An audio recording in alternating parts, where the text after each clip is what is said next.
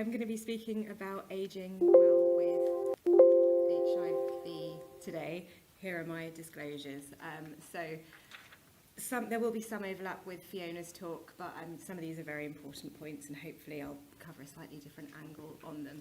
So, as we all know, over the past 35 years, HIV has very quickly gone from being a very rapidly progressing disease to a chronic condition. And life expectancies are estimated to be close to those of the general population in people living with HIV, with high CD4 cell counts. However, estimates of life expectancy are up to 30 years lower than the general population for people with low CD4 cell counts. Having an undetectable viral load means that there isn't enough of the virus to pass on HIV during sex, and the U=U campaign has been really pivotal in dispelling stigma and addressing preconceptions about HIV. The more recent systematic review published by the World Health Organization again takes us a step further and thinks about viral loads of less than 1,000 and how they can be measured, and also the risk of different modes of transmission at different viral loads. And as our cohort are mainly suppressed and happy on their treatment, there were an estimated 39 million people living with HIV at the end of 2022, and UNAIDS estimates that the number of people living with HIV over 50 went up to 8.1 million in 2020 compared to 5.4 million in 2015. So we've spoken about this quite a few times already today, but I'm going to visit it again. In 2014, UNAIDS set some ambitious targets to be achieved by 2020. So 90% of people diagnosed with HIV on treatment, 90% of those on treatment virologically suppressed, and later it was suggested that we added the fourth 90 as good health-related quality of life. And this is the thing that we are really, really struggling to achieve at global level. So in the UK in 2019, there was a study that looked at health-related quality of life in people living with HIV, 75 of whom were virologically suppressed, and the health-related quality of life scores were significantly lower than those of the general population. So we have a lot of work to do.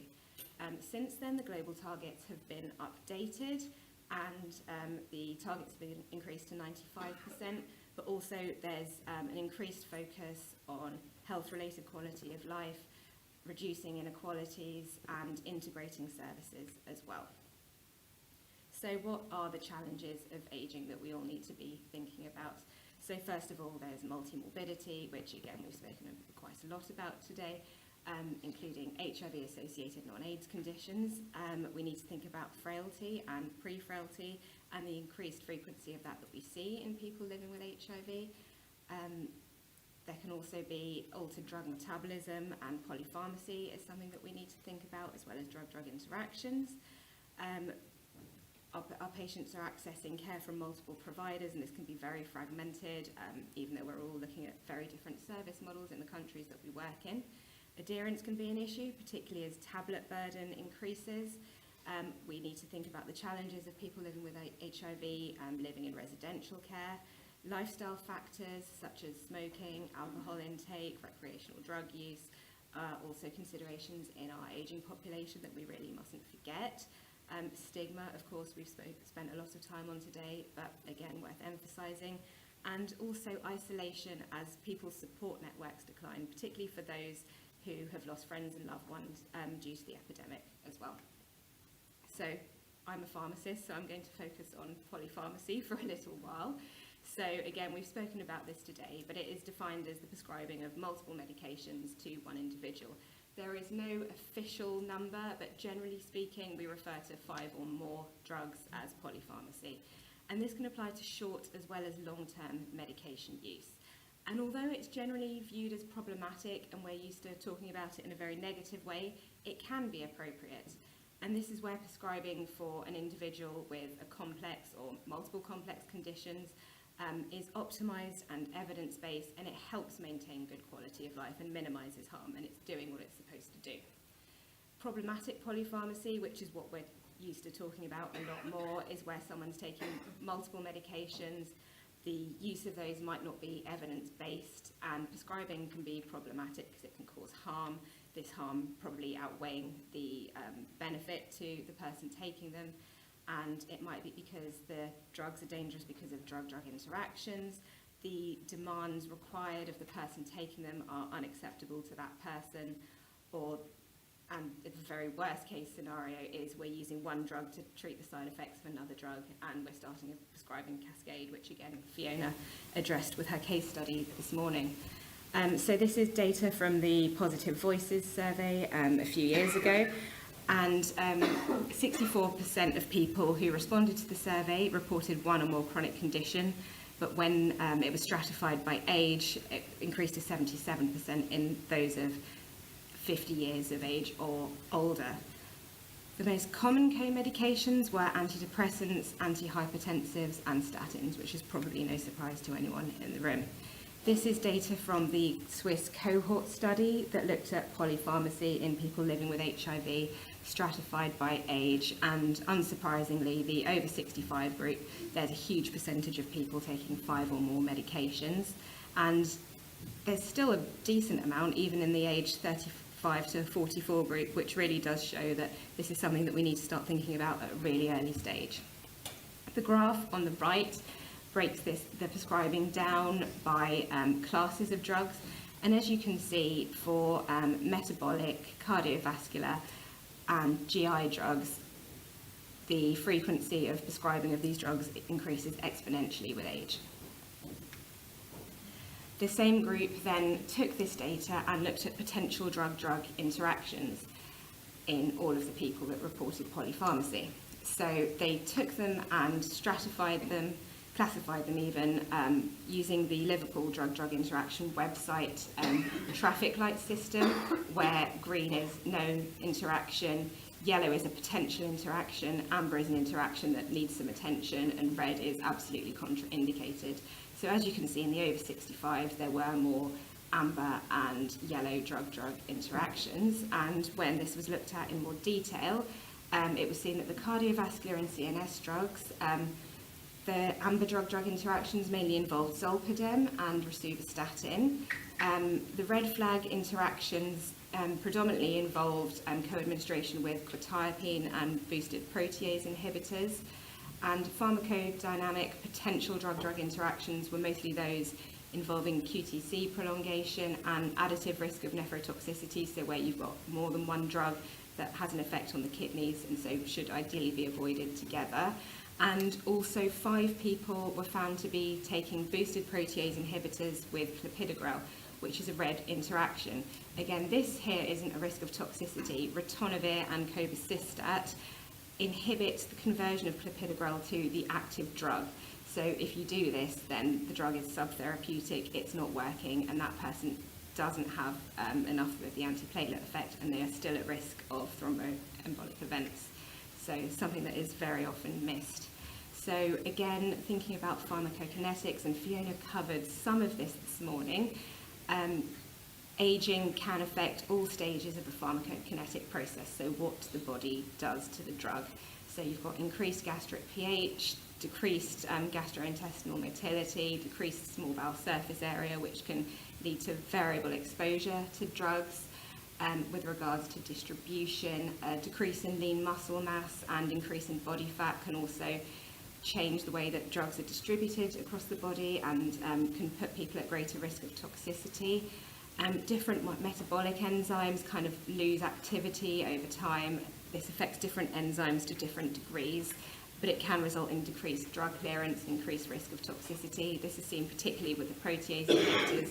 This is something that we really have to bear in mind in our ageing population, particularly those with a lot of drug experience. And as we know, kidney function declines over time, so we need to think about drugs that might accumulate as a result of that. So with all of these issues in mind, how can we help to kind of improve health-related quality of life? So we should do everything that we can to optimise treatment and outcomes, tackle stigma, use person-first language to help dispel stigma, and another shout out to Laura for everything that she's done with that work. we need to make sure that we take a holistic approach and look at a person as a whole and all the different aspects and issues they might encounter in their life. We mustn't forget social prescribing and the importance of that. And again, thinking back to Fiona's case study this morning, where they could have controlled their diabetes with diet and not been on metformin, etc.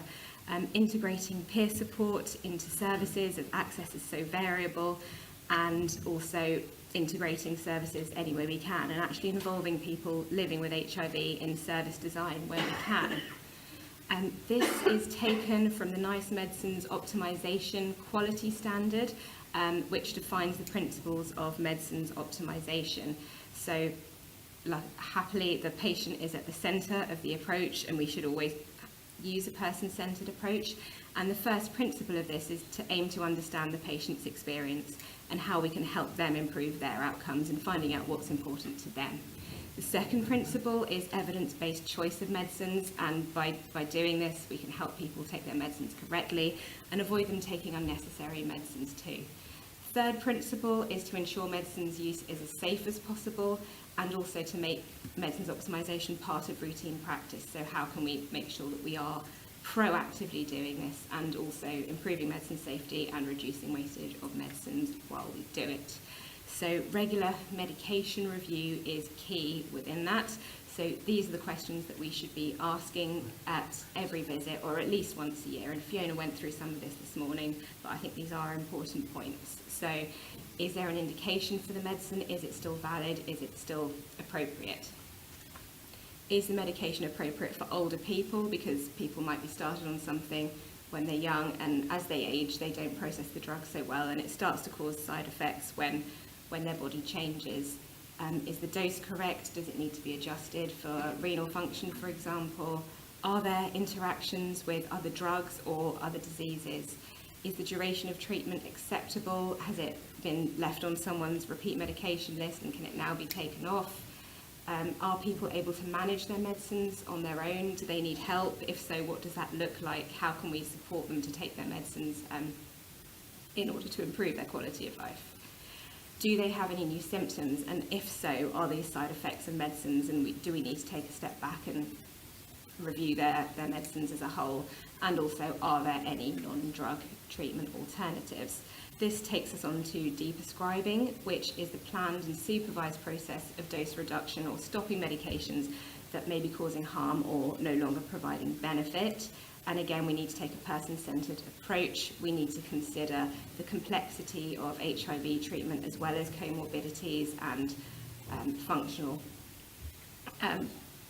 considerations as well. It needs multidisciplinary involvement. We can't do this on our own. We need other experts. We need to work across disciplines and sectors. And ultimately, we want to aim to reduce tablet burden where that is an issue. It is complicated, but there are lots of tools to help us do this. So these are some examples, but there's thousands of tools out there that are really, really useful. So first of all, there's the BIS and STOP criteria, which looks at how to identify inappropriate medicines, medicines that interact with certain disease states, are particularly cause more side effects in older people, those that increase the risk of falls as well. There's also, when we talk about this a lot less, the START criteria within that actually looks at what medications might be missing that can improve quality of life. So, for example, introducing statins in diabetes, or a more recent example would be giving statins to everyone living with HIV over the age of 40 to reduce the risk of long-term cardiovascular events. Fiona again spoke about anticholinergic burden, but there's a really, really useful online tool that can help you score someone's medicines and also suggest useful alternatives, and actually is a really, really helpful tool and we use in our everyday practice at the clinic that I work in. And there's also MedStopper that ranks medicines in kind of a list of how easy they might be to review and stop as well, which is a really, really useful tool. All these tools are wonderful, but of course the most important thing is that you're taking a person-centred approach and considering someone's circumstances and preferences and what outcomes are most important to them, so they shouldn't be used in isolation. I have been asked to talk about the use of injectables in the ageing population. There isn't a huge amount to say about this because there isn't a lot of data out there. Older people are generally very much underrepresented in clinical trials. However, there were a decent amount of people over the age of 50 in the FLAIR and ATLAS study. But other than that, we don't know a huge amount about how aging affects the pharmacokinetics or the long-term outcomes of injectables. But there are some kind of clinical and practical considerations that we do need to look at. So from a kind of pharmacological point of view, we're bypassing absorption and first-pass metabolism, so that does avoid some drug-drug interactions, not all of them, but it might be at an advantage where, for example, someone's on a PPI so they couldn't otherwise have rilpivirine, or they take large amounts of vitamins and minerals, so they would struggle with integrase inhibitor administration orally, but with injections it's not an issue. We talked about how we can see an increase in lean muscle mass and an increase in body fat, and that can cause kind of logistical challenges in administering intramuscular or even subcutaneous injections. And we also need to consider people who are on anticoagulants and how, even though it's not contraindicated, they're at higher risk of bruising from having regular injections, and that might be troubling to them. So it might not suit everyone. We do need to think about decreased drug clearance, although I don't think this is a particular problem with the currently available injectable drugs. The drugs that, the enzymes and transporters that are involved in the processing of cabotegravir, rilpivirine and lenacapavir are affected slightly, but it would be nice to have more pharmacokinetic data on this. However, this will come with time, but it is something that we need to keep in the back of our minds. Islatravir, that we will hopefully see soon, does have dose-related toxicity, and it is eliminated by the kidneys. So I think this is something that we need to really bear in mind in people with declining renal function. And also we need to keep an eye on renal function, because it might be good when you first start the drug, and then if someone stays on lenacapavir for years and years, we mustn't forget to review how they are getting on with that, because we might start to see side effects further down the line. There's also practical considerations, so equity of access, making sure that people that would benefit from the injectables are able to access them, that we're having the right conversations. You know, we're not just saying, how are you? Oh, you're fine on your tablets. Okay, see you in 6 months. But actually, what would help to improve your quality of life? Injectables in this situation could help address stigma, where people have issues of not wanting to take oral medications around family members, etc. However, we need to think about situations such as residential care, where actually injections might also cause an additional challenge. Frequency and of visits and travel to clinic is also something that we need to consider, particularly when we're talking about injections every 2 months. This is less of an issue when we're talking about yearly implants, which, you know, are further down the line, but it's something that we need to think about. And also a reduction in tablet burden could be very, very helpful to those who do struggle with tablet burden. And we can also think about integrating administration visits into other services where service design allows that. So can we integrate with primary care, community pharmacy? Is home administration possible if people, you know, have district nurses who are looking after them, for example? Lots of things to think about, but that also is logistically challenging, as we need to think about how we upskill the workforce so that they're able to manage HIV-related injections, etc., in other settings. So that is my kind of very quick summary of what I think the challenges are of injectables in older people living with HIV. So in summary, our ageing population of people living with HIV encounter multimorbidity, polypharmacy, and input from multiple care providers. And as HIV specialist healthcare professionals, we're ideally placed to facilitate communication across sectors, specialties, and disciplines to improve health-related quality of life. Regular medicine reconciliation and review is important to highlight polypharmacy and avoid harm, and injectable antiretrovirals have some additional considerations in the ageing population, however do present an opportunity to improve health-related quality of life where clinically and practically appropriate.